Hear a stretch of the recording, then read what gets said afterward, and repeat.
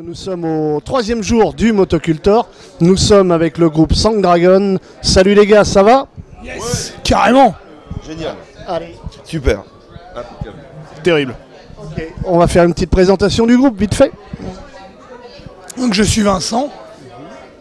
Donc là je suis chanteur principalement sur scène, mais sinon j'ai composé un petit peu l'ensemble du merdier avec tous les instruments et aidé par mes amis ici présents. Qui vont se présenter. Moi c'est Will, je suis bassiste, je fais des backing vocals sur scène et je m'occupe un peu de toute la partie un peu administrative du groupe, voilà. Et donc moi c'est Ed, clavier sur scène et puis orchestration, arrangement côté studio. Okay. Gros boulot, hein, gros boulot. Ouais, c'est vrai. Bon, on va parler du groupe, mais on va revenir un petit peu en arrière. Parce que bon, avant il y a eu 2 autres groupes, 2 autres albums avant celui-ci, donc de Sang Dragon. Est-ce qu'on peut faire un petit peu l'histoire de tout ça? 93 Daemonium. Donc j'étais c'était un one man band, j'ai fait tous les instruments. C'était pas forcément très bien enregistré et très bien fait, mais par contre ça avait le mérite de proposer quelque chose d'un petit peu différent. Du black metal mélangé avec de la musique de film et de la musique ambiante. 1995, donc Akhenaton, le Divine Symphony qui a été un peu plus d'ambiance, c'est un chemin initiatique. L'album de Sang Dragon normalement aurait dû sortir 2 ans après. Et il n'est jamais sorti parce que j'ai eu un crash informatique. Et à cette époque-là, je jouais aussi dans un groupe qui s'appelait Winds of Sirius, qui était un petit peu plus gothic metal.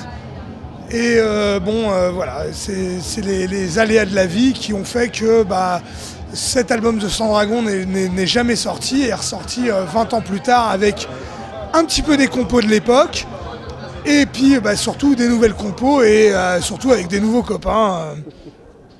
Au départ c'était toujours un groupe solo, mais mes potes se sont greffés et c'est devenu vraiment un groupe de potes avant d'être une quelconque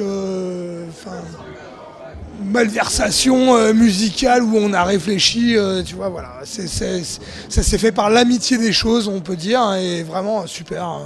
Et chacun a amené ses compétences qui étaient bien meilleures que les miennes, il faut dire. Et donc voilà. Donc maintenant un vrai projet, un vrai groupe.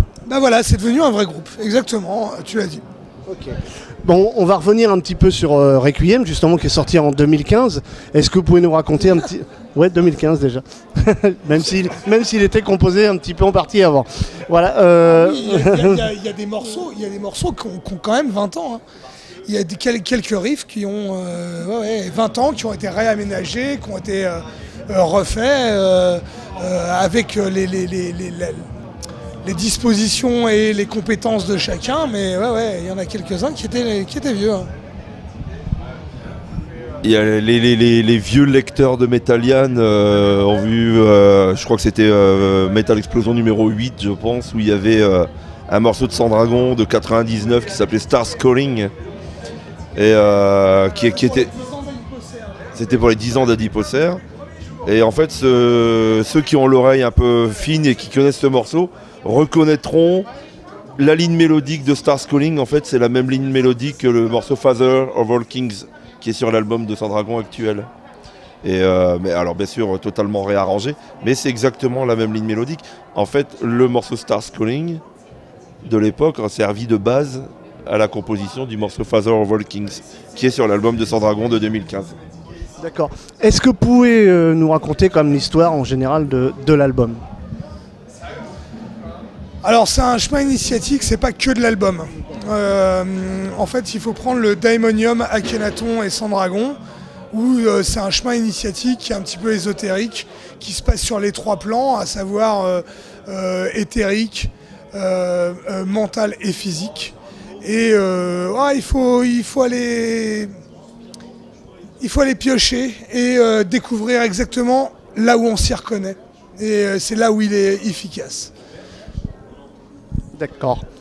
On va parler justement un petit peu, parce que tu as regroupé un petit peu les 3 albums. Là, il vient de sortir une box LP. Absolument. Pourquoi le choix et pourquoi maintenant? Justement pour clôturer un petit peu cette trilogie. Et moi ça a été toujours mon rêve, voilà, j'ai 45 ans, moi j'ai pas connu les CD, hein, moi j'ai connu les vinyles et les cassettes, et ça a toujours été un rêve de sortir un vinyle.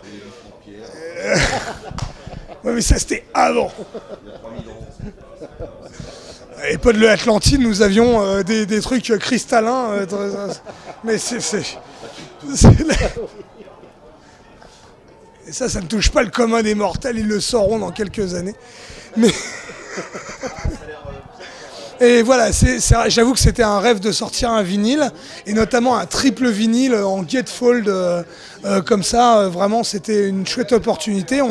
Donc notre association Wake Up Dead s'est alliée avec Christian d'Adiposer, qui a fait les 2 premiers albums, pour sortir quelque chose de cohérent. Il faut avouer à un prix cohérent et accessible.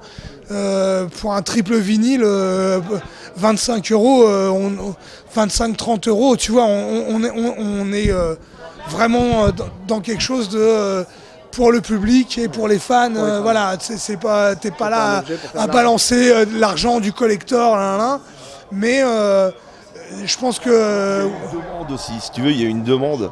Quand on s'est remis à faire des concerts, et les gens venaient nous voir et ils nous disaient, putain les gars, il n'y a pas de CD d'Aemonium, il n'y a pas de CD d'Akhenaton. Ben non, les trucs sont sold out depuis 20 ans.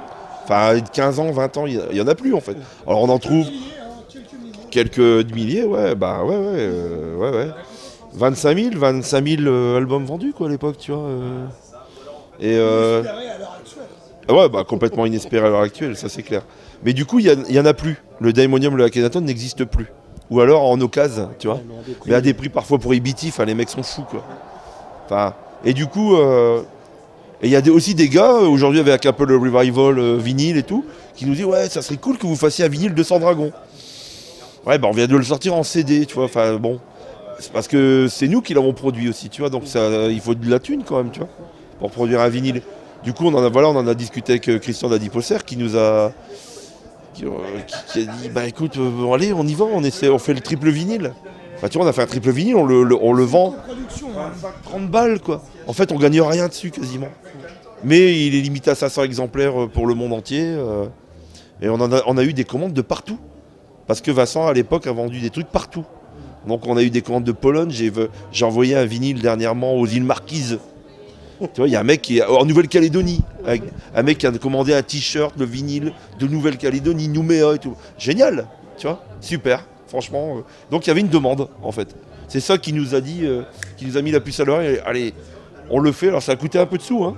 Mais c'est super plaisir de sortir un vinyle, quoi. Tu sais, je veux dire, le truc que t'accroches au mur, quoi.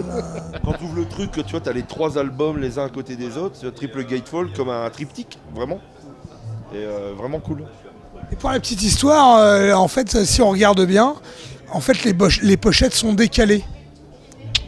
C'est-à-dire que le Sandragon et la pochette de l'un, de Daimonium, en fait, il y a une pochette de décalage. Mais non, je vais dire, sur le Akhenaton, il y a des dragons, tu vois. Faut s'en rendre compte, mais bon. Et en fait, tout est décalé d'un. Et donc, tout était prévu dès le départ. D'accord. Justement, qu'est-ce que vous avez rajouté en plus par rapport à la version CD sur ce triple vinyle? Je pensais au livret, des choses comme ça. Le livret peut-être plus conséquent. Rien. Alors. Ah si, j'ai fait un tableau pour faire l'intérieur. Le fond du vinyle, en fait, c'est un tableau original qu'il a peint, qui m'a d'ailleurs offert pour mon anniversaire, pour mes 45 balais. Donc qui trône fièrement dans mon salon maintenant. C'est une grande peinture que j'ai prise en photo, qu'on a voilà, travaillé numériquement. On a travaillé avec Thibaut Voituret, qui nous a un pote à nous, qui est aussi notre jongleur de feu, qui est graphiste, et qui nous a mis tout ça en place. Et en fait, on a regroupé les notes, les lyrics pour quand il y en a, etc. Tout sur le même. Donc quand tu ouvres... C'est que de l'original de l'époque. Il n'y a pas eu de remastering, hein, ni sur le Daimonium, ni le Akhenaton. À un moment, Avec Edouard, qui est l'arrangeur, etc., qui compose toutes les parties symphoniques et tout, vous aviez évoqué l'idée peut-être de réenregistrer totalement le Daemonium. On avait parlé de ça à une époque en se disant, bah voilà, quitte à ressortir quelque chose, est-ce qu'on n'en profiterait pas pour prendre un petit peu plus de temps et tout refaire, tout réorchestrer, réenregistrer. Bon, du coup, c'était quand même beaucoup de boulot, on avait d'autres priorités, donc c'est un petit peu resté en stand-by, mais bon, voilà, à voir.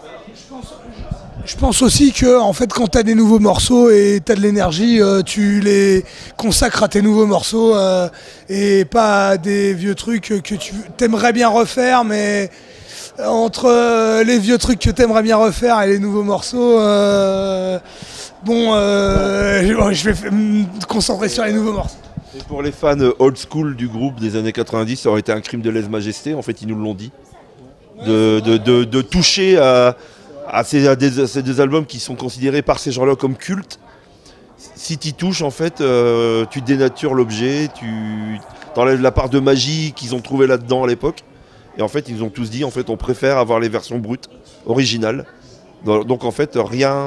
Il y a le mastering qui a été un petit peu travaillé, histoire de lisser, mais on n'a rien réenregistré, on n'a rien modifié. Ce matin, vous avez joué un inédit. Est-ce que ça veut dire qu'il y a un album en préparation, un nouvel album? Et est-ce qu'il sera dessus? Alors oui, tout à fait. En fait, moi j'ai pris pour habitude de tester les nouveaux morceaux aussi en concert. Parce que tu vois en fait la réaction avec le public et avec toi-même sur l'endurance, sur ce que tu ressens, etc. Et on a sorti un inédit ce matin, donc il y a un nouvel album qui est en préparation. Il y a 70% de composés, on va dire. Mais par contre, il y a beaucoup de finalité et beaucoup de finassage. Et dans la finassage, on est un peu long. Donc on va certainement démarcher un label pour le prochain album. Et on va voir ce qu'il en est, mais voilà, c'est en cours. On prépare un clip d'ailleurs avec ce morceau. Ouais, il faut savoir en fait on s'est rendu compte qu'entre les premières versions, on va dire démo de l'album de Requiem for Apocalypse et ce qui en est sorti au final 2 ans ou 3 ans après avoir laissé mûrir certains trucs, certaines idées, les tester en concert et aussi quelquefois mettre des riffs, changer la place de certains riffs dans les morceaux pour plus d'efficacité.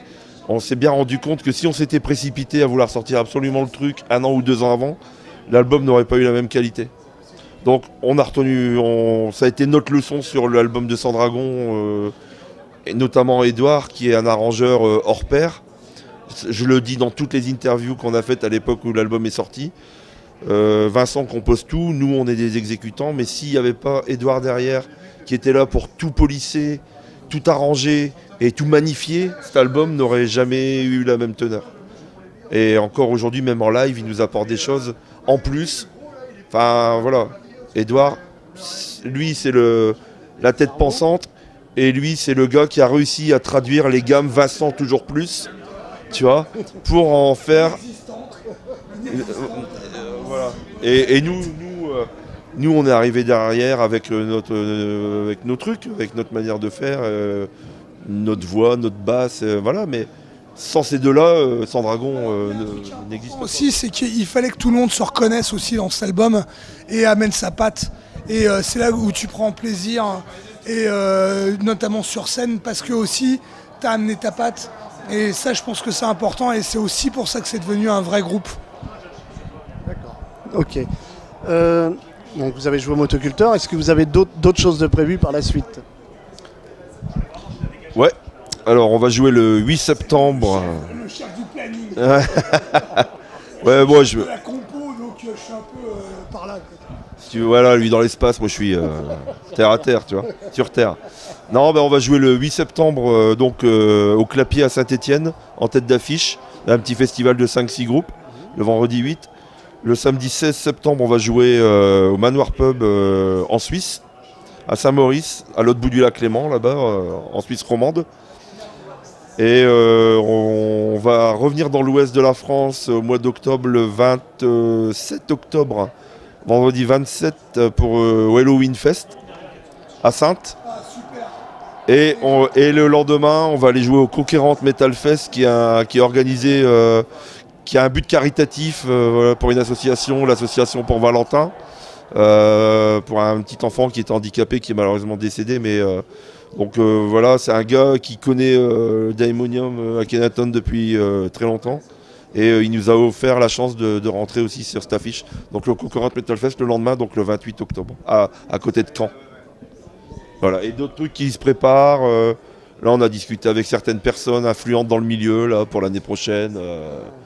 Voilà. Mais c'est que on en est dans les milieux autorisés. Non, voilà, on en est au stade des discussions. Donc il va y avoir, il y a un festival en Suisse où on va jouer au mois d'avril, qui est dealé aussi. Enfin, c'est bien, on commence à mettre le pied un peu hors de France. Bon, enfin, et je suis en discussion avec des organisateurs de festivals allemands qui sont bien intéressés par le projet aussi. Donc je pense que 2018, ça va être bien cool, tout en sortant l'album peut-être en 2018, peut-être 2019. Enfin, quand il sera prêt, quand on saura qu'on a fini le truc, on le sortira. D'accord. Le clip, il sort quand? Le prochain? Pareil, quand il sera fait. Là, on termine le morceau inédit, que ce soit dessus. Et par contre, sur les clips, on est un peu exigeant. On aime bien que ça raconte une histoire. Moi, j'aime bien faire intervenir toutes mes associations, comme le dernier Kraken Fear, où on a fait intervenir mon association de combat d'épée médiévale, de fauconnerie, voilà. Et puis la ville de Brancion, voilà, c'est vraiment un conglomérat de gens passionnés. Et le prochain est en cours. D'accord. C'est peut-être pas pour si longtemps que ça. On verra.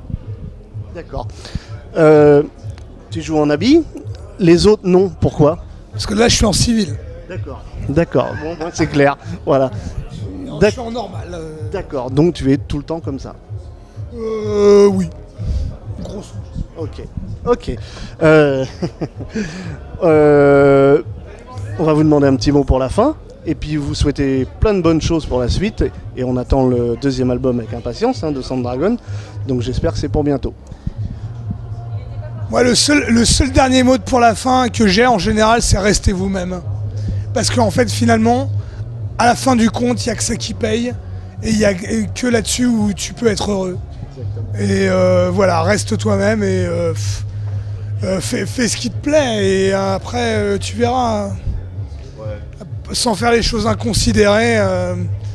Enfin, les rêves sont toujours au bout des doigts. Bah non, il suffit de le prendre à pleine main. Ouais, moi je voulais dire un truc, comme on est au Motocultor et sur les autres festivals, c'est que si tu veux, il y a des mecs qui ont des couilles en acier trempé, il y a des rêveurs qui lancent une idée de faire un festival, et derrière il y a des gens qui adhèrent, notamment les bénévoles. Et ce genre de festival ne peut exister sans l'aide des bénévoles. On organise nous-mêmes un petit festival à Mâcon. Et donc, on dit merci au Motocultor, mais on dit aussi merci à tous les bénévoles qui se cassent le cul depuis une semaine, à monter des trucs, à surveiller des parkings sous le cagnard. Enfin, ces gens-là, je leur tire mon chapeau. Sans eux, il n'y a pas de festival, on ne joue nulle part. La musique n'existe pas en termes live, tu vois. Voilà. Non, mais c'est vrai. Voilà. Donc, bravo à tout le monde, bravo le Motocultor, et merci à vous. C'est clair, soutenez tous les festivals, les associations, tous ceux qui gravitent autour de la musique, et soutenez vos groupes surtout, c'est ça qui est important. La scène locale, très important. Ok, merci, à très bientôt les gars, à très bientôt. Merci à toi. À très bientôt sur la route, et on attend le deuxième album avec impatience. À bientôt.